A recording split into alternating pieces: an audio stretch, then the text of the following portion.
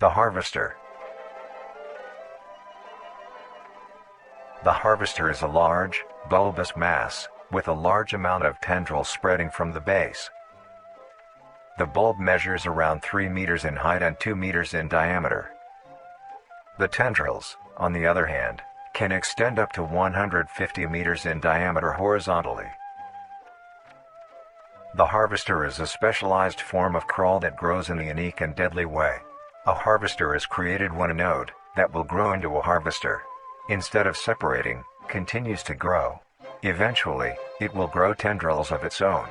It uses the energy provided by its mother branch and expands its reach further. Its tendrils, hidden just below the surface of the ground. The harvester is equipped with 2 types of specialized tendrils. The first type is bulky and flat. They lie the closest to the surface. These branches are lined on each length of the tendril with spines, extending in the shape of a bear trap. On each side of the branch, those particular spines have a vein that feed into them, that pump 2 types of venom. On one side, the spines can inject a neurotoxin, which will attack the nervous system of whomever it is injected into, causing sudden paralysis.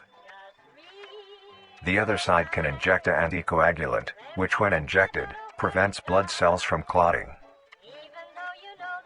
Whenever a large animal moves across the area armed with these tendrils, the branches will clamp onto the animal and thrash violently. Once the prey has been injected with both venoms, the tendrils will rest and the prey will immediately collapse. The animal will be unable to move due to the paralysis, and the wounds caused by the thrashing spines will not stop bleeding. All the prey can do is lie patiently, until succumbing to blood loss.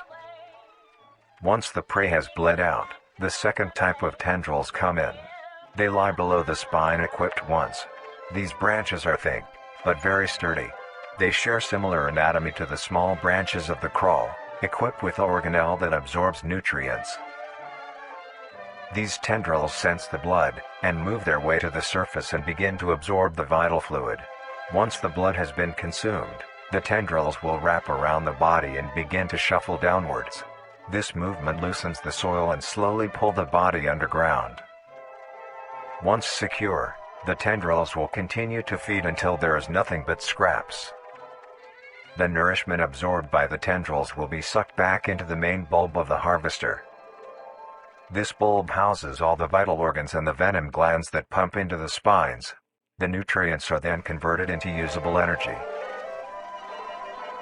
The remains underground decompose, providing a rich soil, causing very prominent plant growth, which then attracts more animals.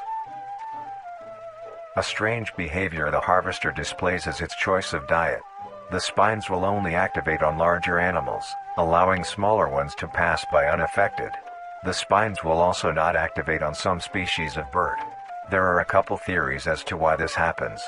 1. It could be that attacking smaller animals would cost too much energy for what they get in return, making it not worth the time.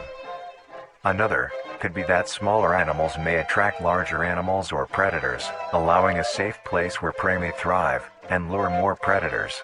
It truly is astonishing. Although it is a spectacular creature, it is also very dangerous. The harvester is decently rare, only populating sparse areas in the northern hemisphere and woodland forests. If you are stung by a harvester, there will be no way of helping you, being that there is no cure, and fatality is 100% positive.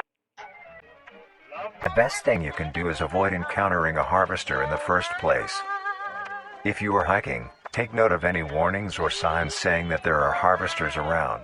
If you also notice an abundance of lush, ground-dwelling plants in a forested area, and there are no signs of wildlife, this is suspicious and you should leave the area, staying close to the base of large trees or rocks. If you find yourself in the middle of a harvester ground, do not panic. Sudden movements may activate the tendrils and will inject you. Although a harvester is rather forgiving, do not risk any skittish movements.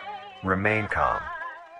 If you have any objects with considerable heft, like coats, backpacks, or full water bottles, gently take that object and lightly toss it towards the bulb, and away from your escape route. This will activate the spines on where the object lands, distracting the bulb for a moment. You will then slowly begin to do wide shuffles away from the bulb.